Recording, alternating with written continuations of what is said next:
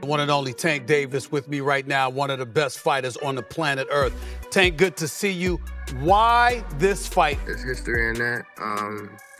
There's two guys that's trying to be great. It's cool to, get us both in the ring and share the ring together on a pro level. It's time to show him what the level is. I don't think he realized what the level is, so I can't wait to show him. A lot of people say I can't crack, but when you get in there with these 8-ounce gloves and let me punch you, you wouldn't want to just walk through that shit. Like, Tank the big brother on the little brother, but they both even because, again, they're showing the respect of the levels before and then after, so it's a good thing. Tank Davis is clearly pumped to get back in the ring and make a major statement with his return. His trainer, Greg Hackett, is fully behind him, predicting that Tank is going to inflict some serious damage on his next opponent. Whether that person ends up being Shakur Stevenson or anyone else who steps up to face him, Hackett is confident Tank will be ready to put on a punishing performance. We're just happy Tank coming back. Tank's exciting. All the guys are exciting, but Tank is always a big question mark when Tank get in the ring. Is somebody about to get knocked out? On top of that, Eddie Hearn sees both Devin and Stevenson as top-tier, elite fighters, but he isn't convinced that a fight between them will actually happen. He feels that both men are well aware of just how tough and risky it would be to step into the ring against someone with that much skill. Yeah, both. I mean, look, they're both tremendous fighters. Style-wise, that's really not, for me, the one. And I don't see those guys taking a fight like that because I think Shakur knows that Devin's a very good fighter and Shakur does always want to change himself. Haney knows Shakur's very tricky and hard to beat. I just don't see that fight coming off. I don't know, but... Roy Jones Jr. jumps into the conversation by giving props to Stevenson for his incredible footwork and his ability to defend himself. Still, he thinks there is room for improvement in how Stevenson manages the distance between himself and his opponent during the heat of a trade-off. According to Jones, Stevenson occasionally drifts a bit too far away to land his own counterpunches. He notes that this habit can limit his chances to attack, which might also lead some fans to misunderstand or criticize his fighting style. Shakur Stevenson is a very good fighter, but you gotta learn, and I will hope he will pay attention to this because this is gonna mean a lot for him. His feet are good, but sometimes they take him too far out of range to be able to come back and count. The last guy he fought, the guy was a good puncher, so when he was jumping back, he jumped too far back out of range to where he couldn't come back and get something right away. You know what I'm saying? And for the fans, it starts to look bored. That's how I say. I feel like he was running. He really ain't running. He just don't understand that this is somebody got to teach him. And I would teach him if they brought him to me to teach him. At the same time, Roy points out that Devin definitely still has the talent to go toe-to-toe with the best in the sport, but he needs to regain that razor-sharp accuracy and power in his attacks. Having spent time coaching Haney earlier on, Jones believes that some extra focus on his physical conditioning and tweaking his punching technique would help him get that dangerous, aggressive edge back in his game. Devin Haney. Devin Haney, he's got to work back on his power. I used to train him back in the day when he was 16. Yeah. So he got a lot of tools, but he got to sharpen his power up a little bit if he's going to stay in boxing because he's not a threat no more. He's not in power. You got to have that power. You don't have that man power. He's growing. He's only 24. But I really kind of want to get him back. I told one of my guys, when he come out of training camp, bring him with him because I want to get his power back sharp like it used to be. Furthermore, Winky Wright picks Stevenson to beat Devin, noting that Stevenson's defensive skills make him one of the hardest opponents in the entire sport to figure out.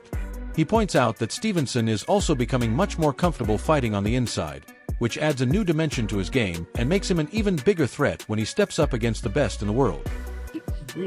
I like Devin, but I'm Shakur my man, so I gotta go. I don't see nobody being Shakur. I see nobody being because he can have all the power you want, but if you can't hit him, you can't hurt him. You can't hurt what you can't hit, and you can't hit Shakur. And Shorty's smart, and then he's learning how to just stay in the pocket now. That's even gonna make it more dangerous for other people. Because now he can stay there, catch a shot, and come back. On the other hand, Winky Wright feels that Devin performs at his absolute best when he stays totally focused and keeps his cool from start to finish. He sees a potential showdown with Stevenson as a high-stakes chess match between two world-class athletes, where their incredible precision and ability to make the right choices in the moment put them a cut above the rest of the pack. Devin Haney got skills. Devin Haney just got to stay focused. He stay focused in the fight. It's going to be hard for anybody to beat him. But Devin Haney, the biggest fight for Devin Haney, I think, that be a Shakur Stevenson. And only because both of them fighters are great technicians, both of them skillful. And that's the fight that you will really see two technicians doing that. And both of them bad men. Okoye shuts down the talk of Stevenson fighting Devin at a catchweight. He insists that top-tier fighters in their prime should just square off normally, without any extra limits that might mess with how they perform.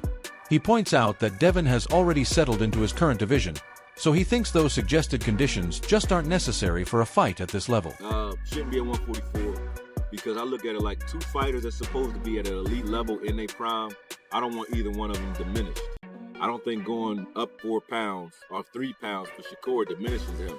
But you're asking for the catchweight because you're trying to diminish Haney. You know what I'm saying? Because he's already adjusted to being 47. So I don't like catchweights at that level of the game because of who they both are. Even so, Jones mentioned that even with all the challenges Stevenson brings to the table, Gervonta Davis still has a great shot at taking him down. He believes that Davis's raw power and his unique talent for completely shifting the momentum of a fight in an instant give him the edge he needs to win. But Shakur's a hard match for anybody. You know what I mean? So it's like, that's a tough call for anybody out there right now.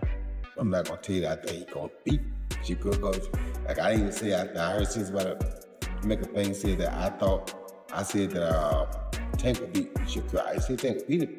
I said Tank got the best chance. So I didn't say nobody gonna beat him, but Tank would be one, in my opinion, have the best chance to beat him. In the meantime, Stephen A. Smith, who is usually a big supporter of Stevenson, gave some major credit to Tank by putting his personal problems outside of the ring to the side. Smith made it clear that, in his view, Davis definitely still earns his spot as one of the best fighters in the sport today. This is one of the top 5 fighters on the planet. He might be top 3. You can make a legitimate argument for him being 3, 1, or whatever. To back up his point, Smith looked at Tank's track record, stressing that a single off night isn't enough to define a fighter's true ability.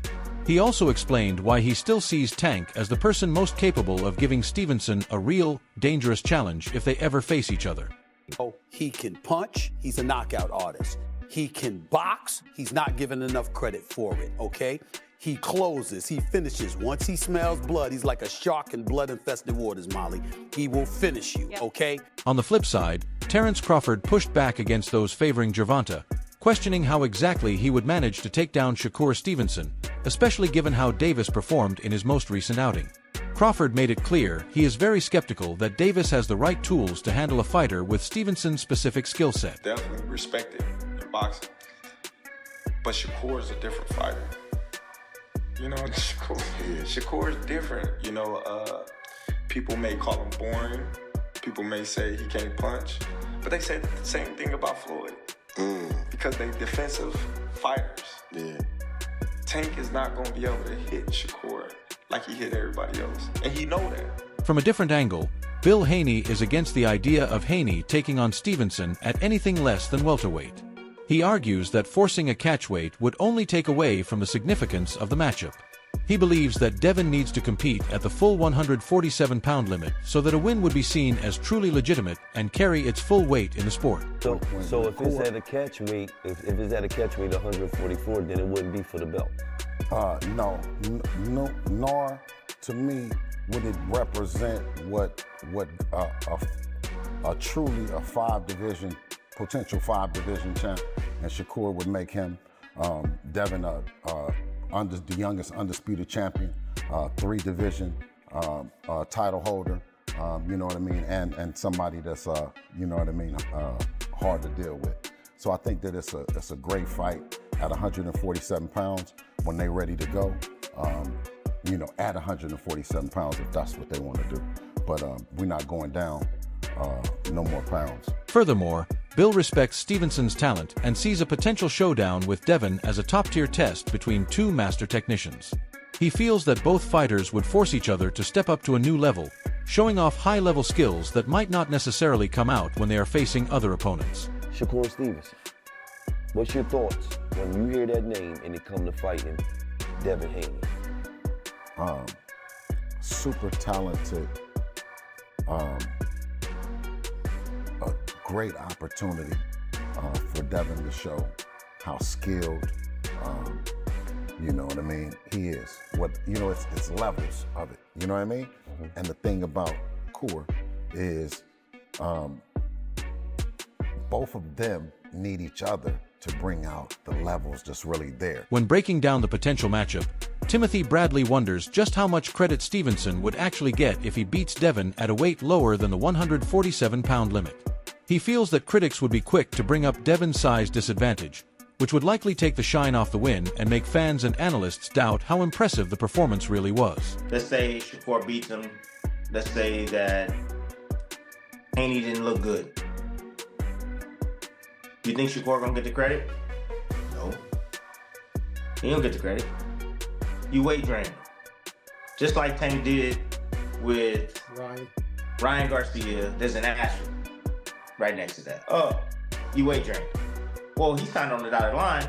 Oh, you weight drain. Carl Frock was also hesitant to pick a clear winner. While he gave plenty of praise to Tank for his natural talent, he wouldn't commit to betting on him, acknowledging that Stevenson is an incredibly sharp and tough fighter to figure out. Gervonta Davis, big puncher, really exciting. He was looked after by Floyd Mayweather then. I don't know if he still is now, but he's got that kind of confidence, arrogance about him. And that, for me, is a 50-50 fight that could go either way. They can both punch hard, they're both quick. Jeff Mayweather agreed that the only way to get a true answer is to let them settle it in the ring. He noted that, on paper, the fight looks like an even matchup, and ultimately, it will come down to which fighter shows up and performs better on the night of the bout. This is a great matchup, and I think that, to be honest, either guy can win. I think this is one of the fights where I do believe that it's 50-50. And I think that it's hard to really say about what one's gonna do and what the other's gonna do, but I think that it's gonna be a great fight for the fans. Most significantly, Andre Ward predicted a brutal night for both competitors.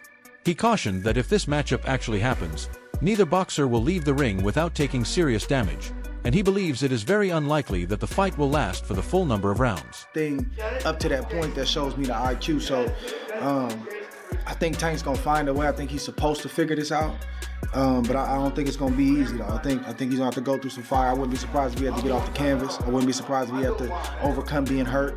I think both guys are gonna be hurt in this fight, and I don't think he goes the distance. On top of that, Breadman Edwards is feeling very confident that Shakur would come out on top.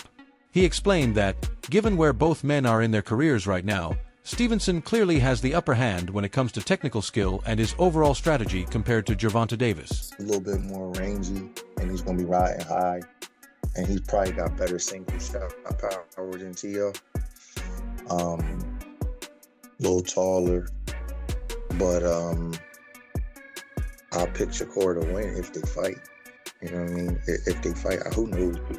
I mean, the internet can say anything, but if they do decide to fight, and they're where they're at right now, I will pick Shakur to beat him. Rolly Romero also stepped in to remind Davis just how great Stevenson really is. He pointed out that it is incredibly rare to find a boxer who has truly mastered every part of the game. Even so, he sees Shakur as the one who comes the closest, thanks to a complete, well-rounded skill set that makes him one of the hardest fighters in the world to defeat. Yeah, Shakur's an incredible boxer. But you're an incredible boxer. You're not a puncher, but you're still an incredible boxer. And not everyone gets to punch hard. Not everyone gets this. Not everyone gets superhuman reflexes. Not everyone's super agile. Not everyone gets like a granite chin. You got to do with what you got. More importantly, the real story goes beyond just opinions. Gervonta "Tank" Davis is already deep into camp for his highly anticipated return to the ring. While an official opponent hasn't been locked in yet, whether it ends up being Shakur Stevenson or another top contender, Tank is fully focused on making a massive statement. In his eyes, securing the win is the only thing that counts, no matter who is standing across from him. With that mentality, he has committed to a grueling training regimen specifically designed to dismantle whoever he faces next.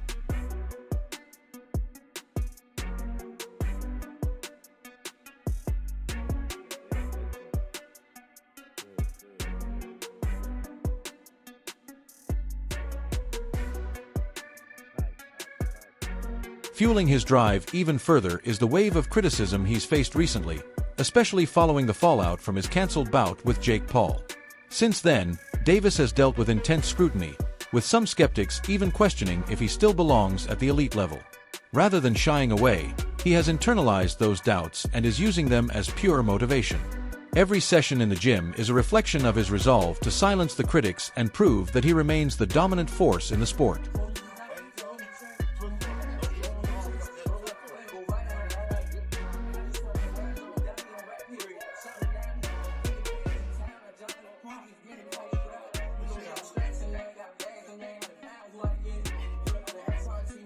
From the very start of his camp, Gervonta has prioritized sharpening his most dangerous assets: his explosive speed, his impeccable timing, and his fight-ending knockout power.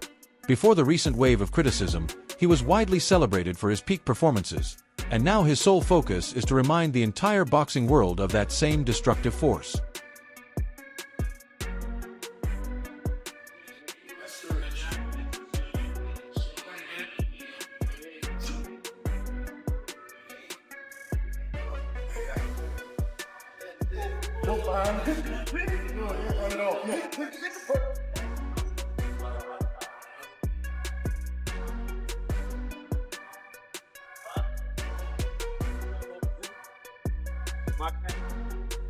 Beyond the physical training, observers have pointed to a profound shift in Davis's mindset. The extended time away from the sport has clearly rekindled a deeper hunger, with his current preparation reflecting a newfound sense of purpose. Nearly a year since his last appearance, Davis is pushing through grueling, high-intensity workouts that reportedly surpass his previous training camps. Insiders close to his inner circle believe this could be the most dangerous version of Tank we have ever seen, defined by a level of discipline and laser-like focus that he is ready to unleash on the division.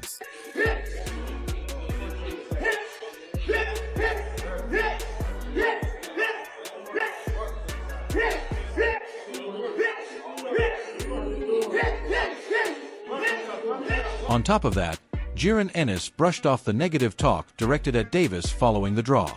He pointed out that anyone who thought Roach was going to be a walk in the park was simply mistaken. He had high praise for Tank, describing his performance as a really fun, well-rounded show, and he stood by his belief that Tank actually did enough to win the fight, even if the judges saw it differently.